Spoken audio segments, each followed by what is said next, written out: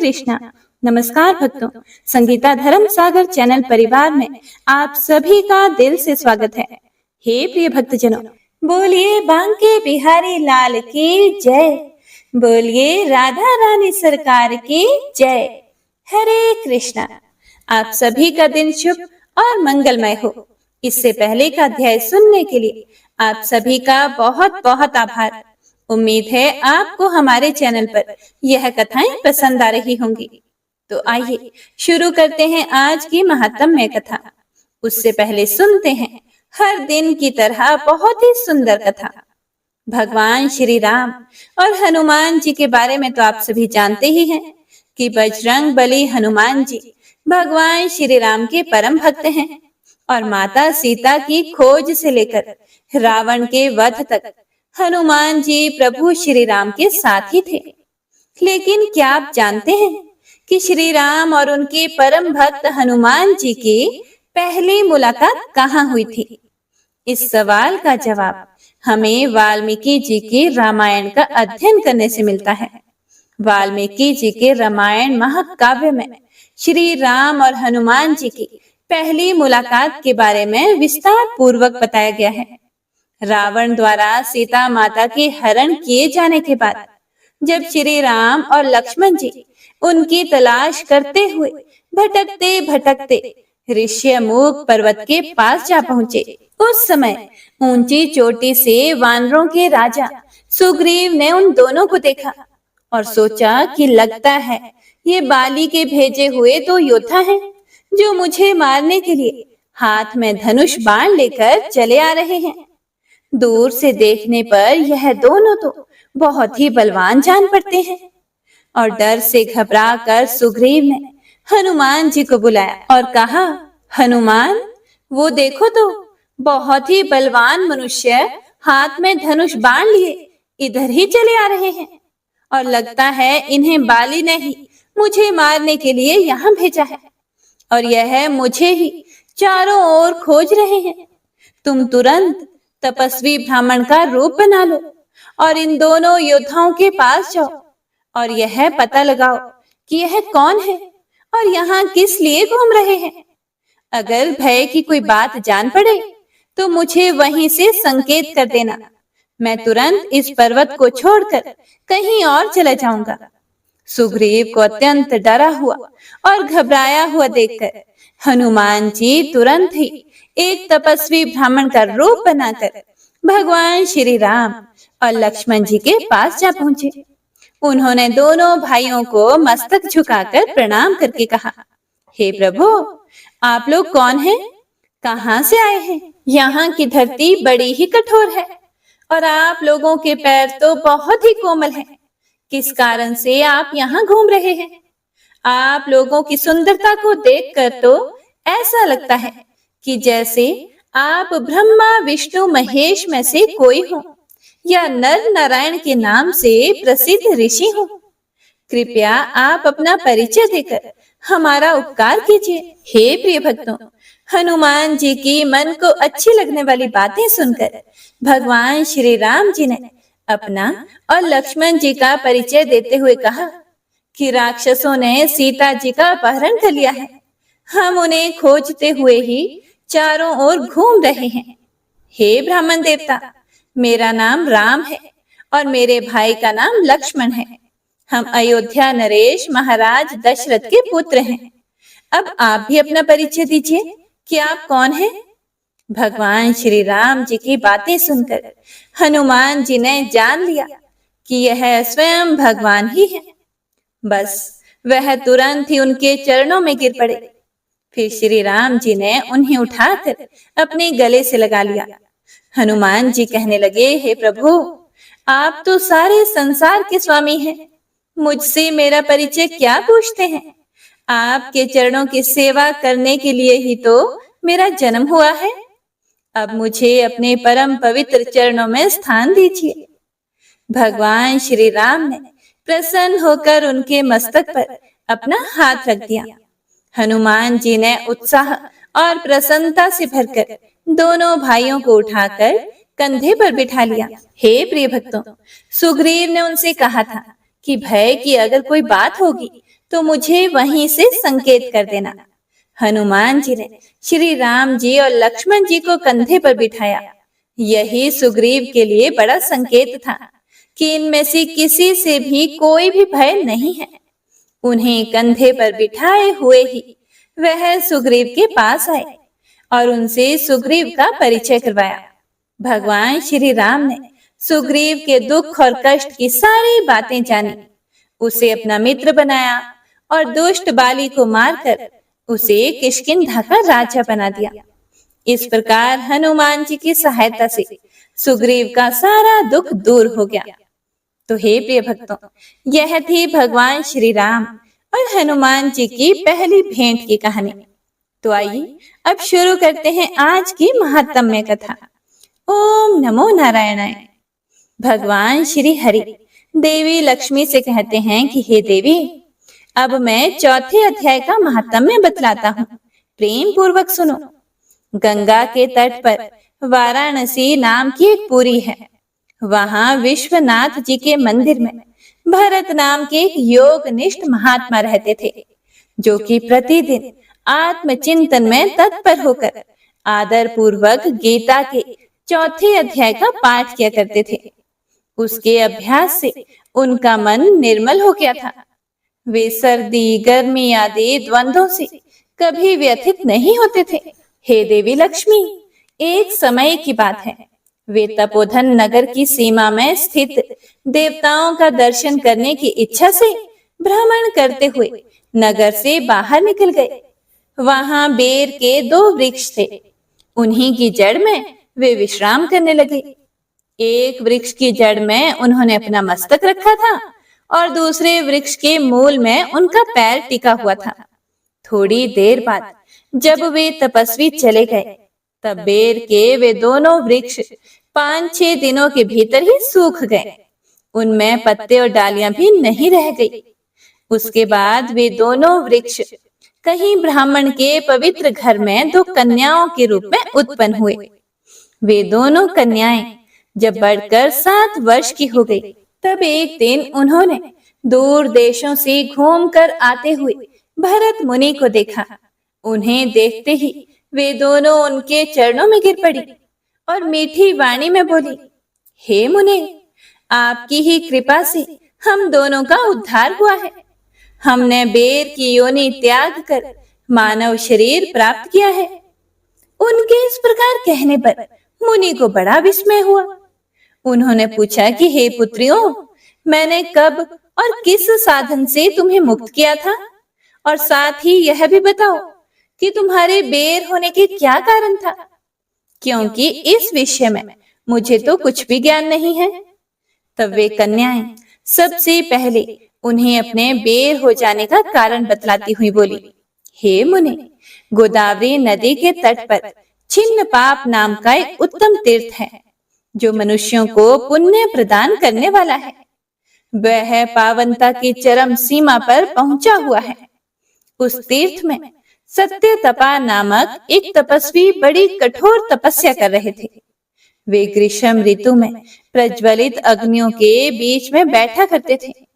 बारिश के समय में जल की धाराओं से उनके सिर के बाल सदा भीगे ही रहते थे, तथा जाड़े के समय में जल में निवास करने के कारण उनके शरीर में हमेशा रोंगटे खड़े रहते थे। वे बाहर भीतर से सदा शुद्ध रहते थे, समय पर तपस्या करते थे तथा मन और इंद्रियों को संयम में रखते हुए परम शांति प्राप्त करके आत्मा में ही रमण करते थे। वे अपनी विद्वता के द्वारा जैसा व्याख्यान करते थे, उसे सुनने के लिए साक्षात ब्रह्मा जी भी प्रतिदिन उनके पास उपस्थित होते और प्रश्न करते थे।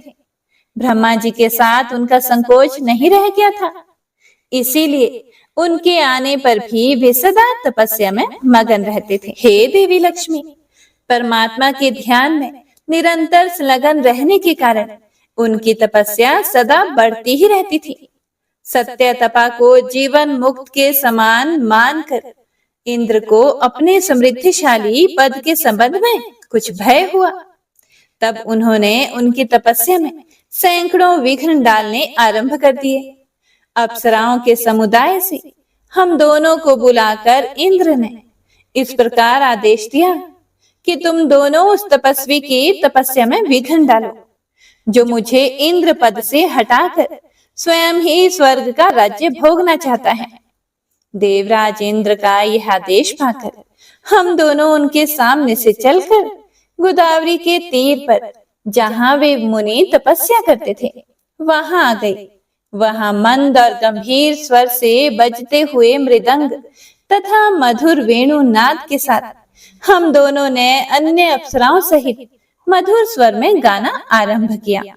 इतना ही नहीं, उन योगी महात्मा को वश में करने के लिए हम लोग स्वर, ताल और लय के साथ नृत्य भी करने लगी, और बीच बीच में जरा जरा सा आंचल खिसकाने पर उन्हें हमारा वक्षस्थल भी दिख जाता था। हम दोनों की उन्मत्त गति काम भाव को जगाने वाली थी, किंतु उसने उन निर्विकार चित्त वाले महात्मा के मन में क्रोध का संचार कर दिया। तब उन्होंने हाथ से जल छोड़कर हमें क्रोध पूर्वक शाप दिया। अरे, तुम दोनों गंगा जी के तट पर बेर के वृक्ष हो जाओ।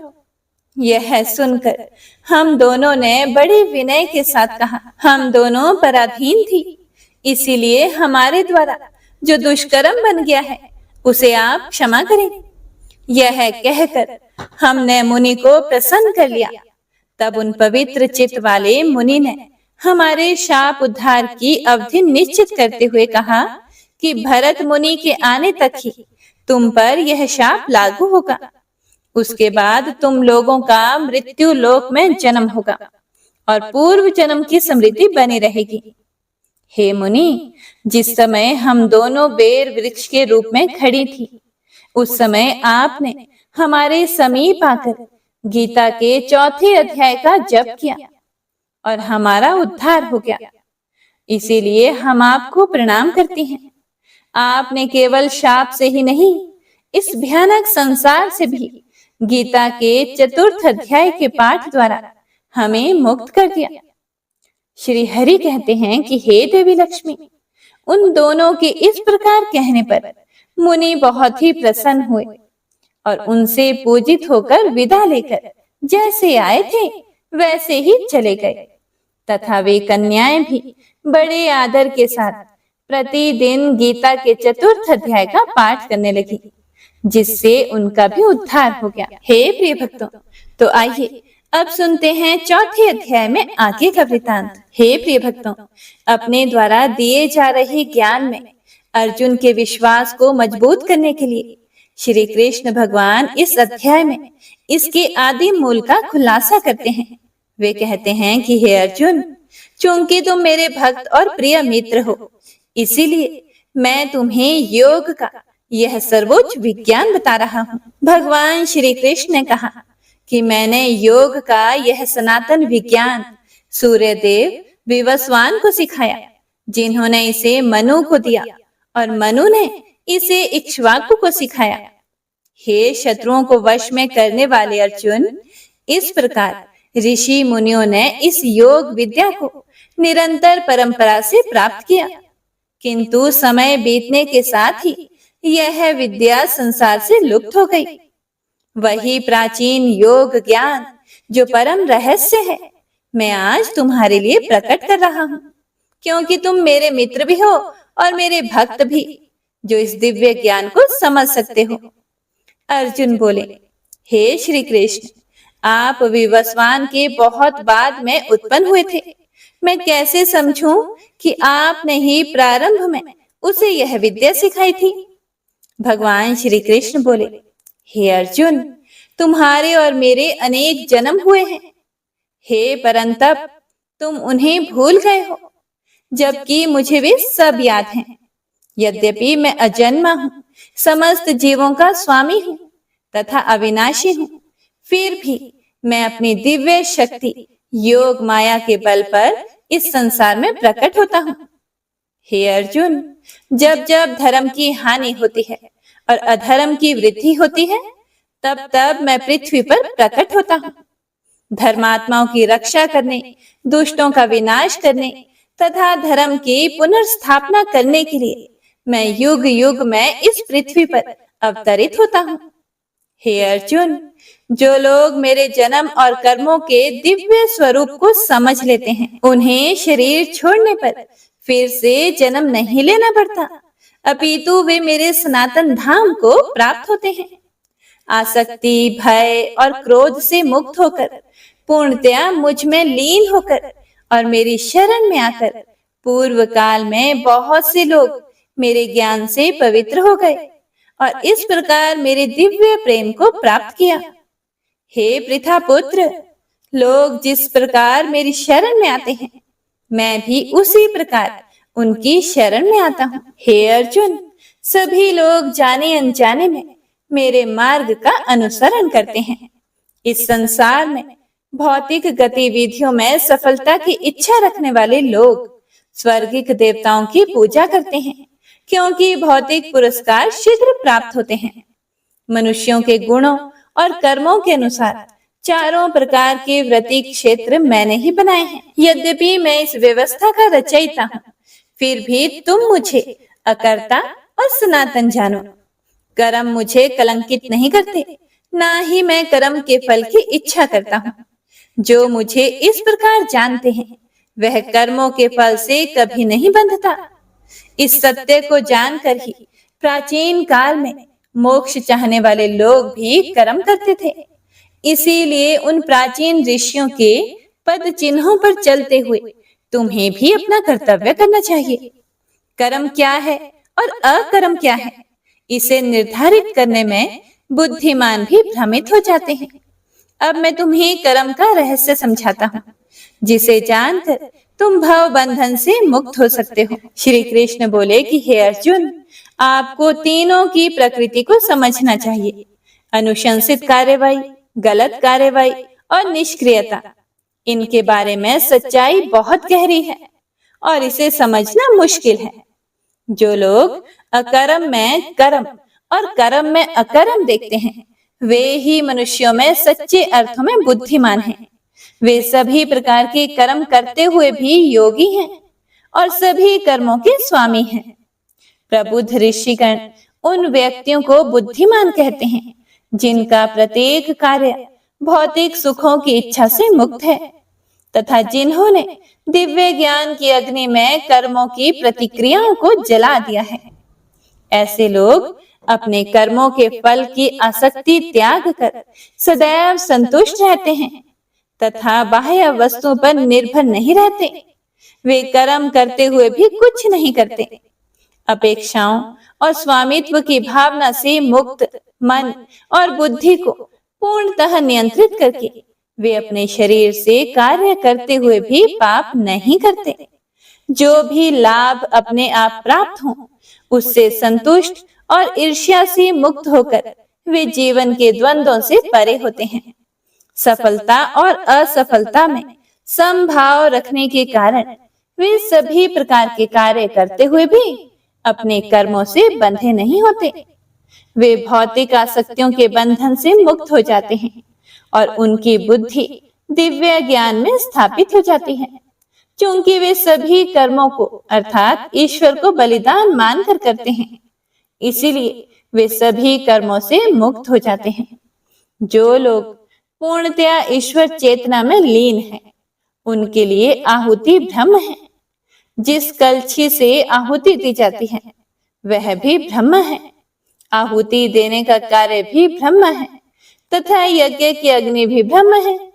ऐसे व्यक्ति जो सब कुछ को ईश्वर के रूप में देखते हैं, वे सहज ही ईश्वर को प्राप्त कर लेते हैं। कुछ योगी दिव्य देवताओं की पूजा भौतिक आहुति देकर करते हैं। अन्य लोग पूर्ण रूप से पूजा करते हैं, जो परम सत्य की अग्नि में स्वयं की आहुति देते हैं। कुछ लोग संयम रूपी यज्ञ में श्रवण तथा अन्य इंद्रियों की आहुति देते हैं तथा कुछ लोग शब्द तथा इंद्रियों के अन्य विषयों की इंद्रिय रूपी अग्नि में आहुति देते हैं। कुछ लोग ज्ञान से प्रेरित होकर अपनी समस्त इंद्रियों के कार्यों तथा अपनी जीवन ऊर्जा को नियंत्रित मन की अग्नि में समर्पित कर देते हैं। कुछ लोग अपनी संपत्ति को बलि के रूप में अर्पित करते हैं, जबकि अन्य लोग कठोर तपस्या को बलि के रूप में अर्पित करते हैं। कुछ लोग योग साधना के अष्टांगिक मार्ग का अभ्यास करते हैं और फिर भी अन्य लोग कठोर व्रतों का पालन करते हुए शास्त्रों का अध्ययन करते हैं और ज्ञान की साधना करते हैं। कुछ लोग बाहर जाने वाली सांस को अंदर आने वाली सांस में और कुछ लोग अंदर आने वाली सांस को बाहर जाने वाली सांस में समर्पित कर देते हैं। कुछ लोग प्राणायाम का कठोर अभ्यास करते हैं और अंदर आने वाली और बाहर जाने वाली सांसों को रोकते हैं और पूरी तरह से प्राण ऊर्जा के नियमन में लीन हो जाते हैं। कुछ लोग अपने भोजन का सेवन कम कर देते हैं और प्राण ऊर्जा में सांस को समर्पित कर देते हैं। ये सभी यज्ञ के ज्ञाता ऐसे अनुष्ठानों के परिणाम स्वरूप अपनी अशुद्धियों से शुद्ध हो जाते हैं। जो लोग यज्ञ के रहस्य को जानते हैं तथा उसमें संलग्न होकर उसके अमृत के समान शेष भाग का सेवन करते हैं, वे परम सत्य की ओर अग्रसर होते हैं। हे कुरुश्रेष्ठ, जो लोग यज्ञ नहीं करते उन्हें इस लोक में या परलोक में कोई सुख नहीं मिलता। वेदों में इन सभी प्रकार के यज्ञों का वर्णन किया गया है। इन्हें विभिन्न प्रकार के कर्मों से उत्पन्न जानकर यह ज्ञान भव बंधन की गांठों को काट देता है। हे शत्रुओं को दबाने वाले, ज्ञान पूर्वक किया गया यज्ञ किसी भी यांत्रिक भौतिक यज्ञ से श्रेष्ठ है। आखिरकार हे पार्थ, सभी कर्म यज्ञ ज्ञान में परिणत होते हैं। किसी आध्यात्मिक गुरु के पास जाकर सत्य को जानो, उनसे श्रद्धा पूर्वक पूछताछ करें और उनकी सेवा करें। ऐसा ज्ञानी संत आपको ज्ञान दे सकता है क्योंकि उसने सत्य को देखा है। हे अर्जुन, इस मार्ग पर चलकर तथा गुरु से ज्ञान प्राप्त करके तुम फिर किसी मोह में नहीं पड़ोगे। उस ज्ञान के प्रकाश में तुम देखोगे कि सभी जीव परमात्मा के अंश मात्र हैं तथा मेरे ही भीतर है। यहाँ तक कि वे लोग भी जिन्हें सबसे अधिक अनैतिक पापी माना जाता है, दिव्य ज्ञान की नाव में बैठकर इस भव सागर को पार कर सकते हैं। हे अर्जुन, जिस प्रकार प्रज्वलित अग्नि लकड़ी को भस्म कर देती है, उसी प्रकार ज्ञान की अग्नि भौतिक कार्यों से उत्पन्न सभी प्रतिक्रियाओं को भस्म कर देती है। इस संसार में ईश्वरीय ज्ञान के समान पवित्र करने वाला कुछ भी नहीं है। जिसने योग के दीर्घकालीन अभ्यास से मन की पवित्रता प्राप्त कर ली है, उसे समय आने पर हृदय में ऐसा ज्ञान प्राप्त हो जाता है। जिनकी आस्था गहरी है और जिन्होंने अपने मन और इंद्रियों को नियंत्रित करने का अभ्यास किया है, वे दिव्य ज्ञान प्राप्त करते हैं। ऐसे दिव्य ज्ञान के माध्यम से वे शीघ्र ही शाश्वत परम शांति प्राप्त करते हैं। परंतु जो मनुष्य ना तो श्रद्धा रखते हैं, ना ज्ञान रखते हैं तथा जो संशय स्वभाव के होते हैं, वे पतन को प्राप्त होते हैं। संशयी आत्माओं के लिए ना तो इस लोक में और ना ही परलोक में कोई सुख है। हे अर्जुन, जिन्होंने योगाग्नि में तप कर कर्मों का त्याग कर दिया है, जिनके संशय ज्ञान द्वारा नष्ट हो गए हैं तथा जो आत्मज्ञान में स्थित हैं, उनको कर्म नहीं बांधते। इसीलिए ज्ञान की तलवार से अपने हृदय में उठे हुए संशय को काट डालो। हे भारतवंशी, हे अर्जुन, कर्म योग में स्थित हो जाओ, उठो, खड़े हो जाओ और अपना कार्य करो। ओम नमो नारायणाय। हे प्रिय भक्तों, तो आज की महात्म्य कथा यहीं पर समाप्त होती है। इससे आगे का वृतांत आप अगले अध्याय में सुनेंगे। तो मिलते हैं अगली कथा के साथ। तब तक के लिए हरे कृष्णा।